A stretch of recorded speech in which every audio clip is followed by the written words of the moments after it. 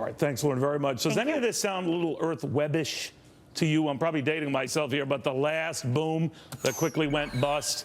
Who says that bubble isn't back? Ryan Tate does see a bubble. D.R. Barton disagrees. So, Ryan, what do you see that looks like the past revisited?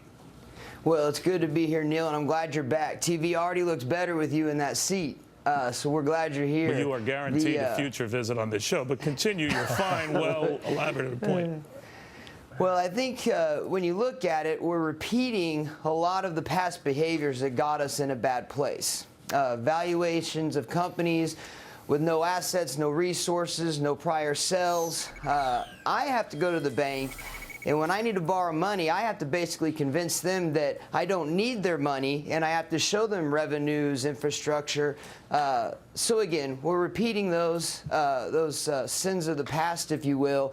And this is a lot of money that they're generating.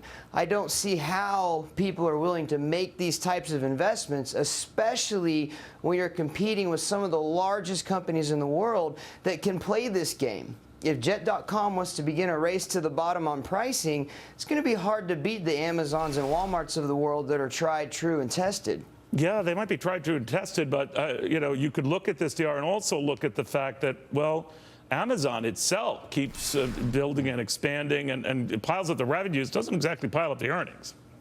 That's right. And that's the Go ahead. Oh, thanks, Neil. You know, and it is great to have you back.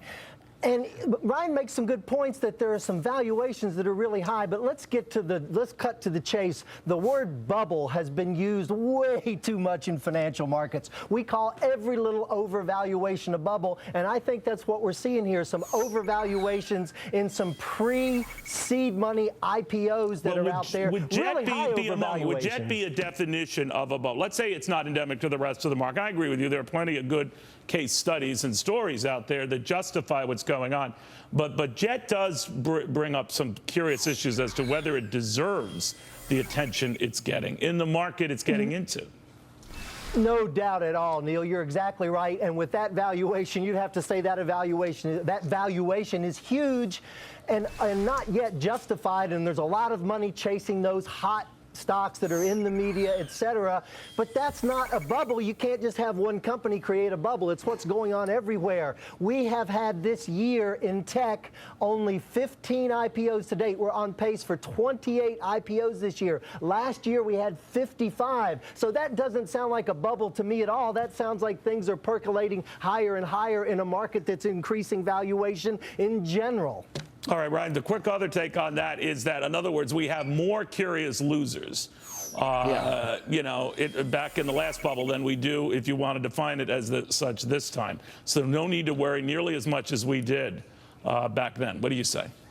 Yeah, and I would agree with that. I'm really glad to hear Mr. Shannon say that. It makes me have faith that he's looking at the same numbers I am when trying to evaluate these companies and predict what may or may not happen.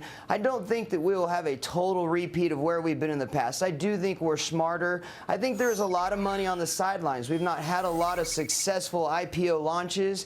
So I think that even when you look at Mr. Lohr's, the way he's going about it, he had people reaching out to him saying, hey, I want to put my money to work. Yeah. Let's talk of some ideas here. And so I love the American dream. I want these types of companies to succeed. I don't understand it from the evaluation process. And I think I like to see things that I can kick the tires, start the engine. I want to see revenues and returns before I start making large investments. And the only concern I have for something like this, Neil, is the margins are so slim already. I don't want us to begin that retail race to the bottom that overall hurts the American economy. We'll watch very closely. Gentlemen, I want to thank you both. In the meantime, have any of you been following Hillary Clinton? I mean, so much